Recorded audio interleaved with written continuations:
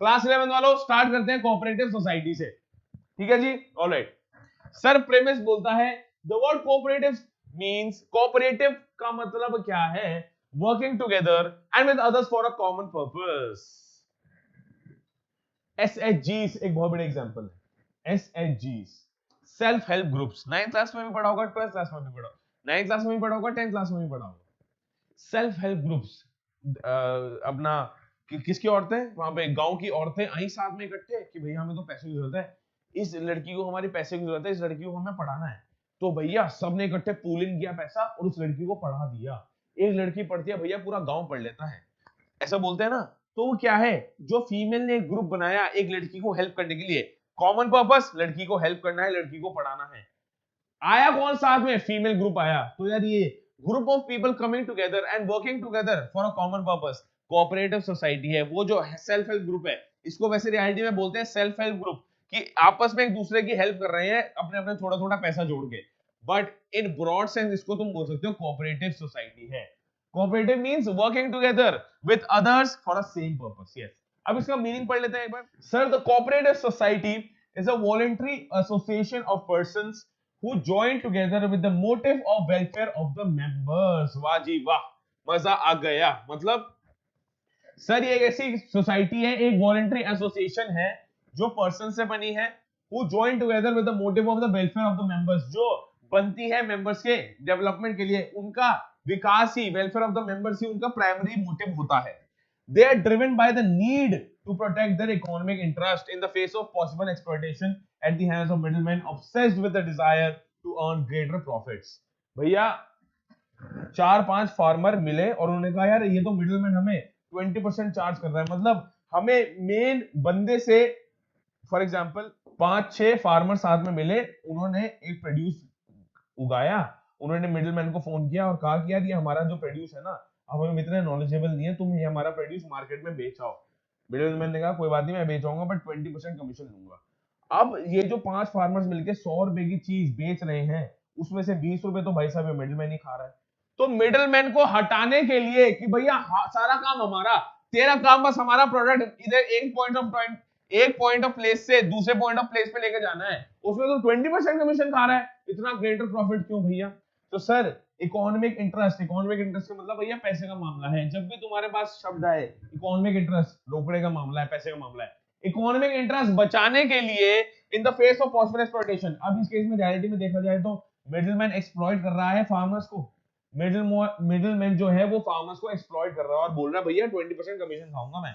Farmers भी बेचारे लाचार है, कोई और ऑप्शन नहीं है, उसको दे देते हैं असाइनमेंट की, हाँ यार कोई बात नहीं तू हमारा बस काम करवा दे, 20 रुपए ले लियो चाहे। तो यार ये सारा का सारा हटाने के लिए 5 फार्मर्स ने कहा ठीक है यार अब हम खोलेंगे अपनी कोऑपरेटिव सोसाइटी, हम ही ये काम करेंगे जो मिडलमैन हमारे लिए करता था, हम 5 जने मिलके एक दूसरे के लिए कर रहे होंगे, उसको बोलते हैं कोऑपरेटिव सोसाइटी। ऐसा क्यों करा, क्योंकि भैया उन्होंने अपना इकोनॉमिक इंटरेस्ट बचाना था, उनके साथ अननेसेसरी एक्सप्लॉयटेशन हो रहा था, मिडलमैन के थ्रू एक्सप्लॉयटेशन हो रहा था, मिडलमैन को क्या कमाना है, ज्यादा प्रॉफिट्स कमाने हैं। तो ये सारी की सारी डेफिनेशन तुम्हें एक बार आ जानी चाहिए, right. The cooperative society is compulsory required to be registered, compulsory registration required है सर, कंपल्सरी रजिस्ट्रेशन रिक्वायर्ड है under the cooperative societies act 1912। ये बहुत इंपॉर्टेंट है, इसको एक बार पढ़ लेना। कंपल्सरी रजिस्ट्रेशन रिक्वायर्ड है किसमें भैया, कोऑपरेटिव सोसाइटीज एक्ट 1912, ठीक है। अब हम आते हैं सर इसके फीचर्स पे, 4-5 फीचर करने वाले हैं, मेरिट 4-5 करने वाले हैं, similarly demerit 4-5, more than sufficient है, हमारे फाइनल एग्जाम की तैयारी हमारे लिए हो जाएगी। सर वॉलंटरी मेंबरशिप, सबसे पहला पॉइंट हमने यही तो पढ़ा था, सबसे पहला पॉइंट देखो हमने क्या पढ़ा था, कोऑपरेटिव, ये रहा, cooperative society is a voluntary association. तो जरूरी नहीं है कोई आपको फोर्स कर रहा है कि नहीं सर आपको ज्वाइन करनी है, आप वॉलंटरी मेंबरशिप भी ले सकते हो, वॉलंटरी मेंबरशिप भी ले सकते हो, आपकी मर्जी है तो जाओ, मर्जी नहीं है तो ना जाओ। जैसे किसी शहर में एक क्लब नहीं होता, जैसे देहरादून क्लब हो गया, दिल्ली में रोशनारा क्लब हो गया, सहारनपुर क्लब हो गया, मेरठ क्लब हो गया, हर किसी शहर में कोई ना कोई क्लब होते हैं। अब बड़ा शहर है दिल्ली जैसे तो मल्टीपल क्लब्स होते हैं, तो उस क्लब की मेंबरशिप क्या होती है, वॉलंटरी। भैया मेरे को अपनी फैमिली को इस क्लब में लाना है, डिनर्स कराने लेके आना है, जो वीकली मीट्स होती हैं, वीकली डिनर्स होते हैं, फिर वीकली पार्टीज होती हैं, उसमें मैं चाहता हूं यार मैं एक सोशल कम्युनिटी से मिलूं, तो मैं एक वॉलंटरी मेंबरशिप ले लेता हूं उस क्लब की। सिमिलरली यहां भी बिल्कुल क्लब जैसा ही ऑपरेशन है, बस क्लब एक कोऑपरेटिव सोसाइटी नहीं है, उनका मेन पर्पस क्या है? Recreational activities, socialising. यहाँ पे economic interest is the main motive, it is the main purpose. The membership of a cooperative society is voluntary. A person is free to join a cooperative society and can leave anytime as per his desire. कभी भी छोड़ सकता है, कभी भी join कर सकता है। Legal status: registration of a cooperative society is compulsory.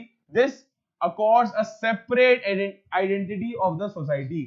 Sir ये मत समझ लेना कभी भी कि हमारी एक सोसाइटी तो बन गई, अब वो सोसाइटी मेंबर्स रिप्रेजेंट कर रहे हैं ना। मेंबर्स रिप्रेजेंट तो एक बारी को कर सकते हैं, बट मेंबर्स उसके मालिक नहीं है।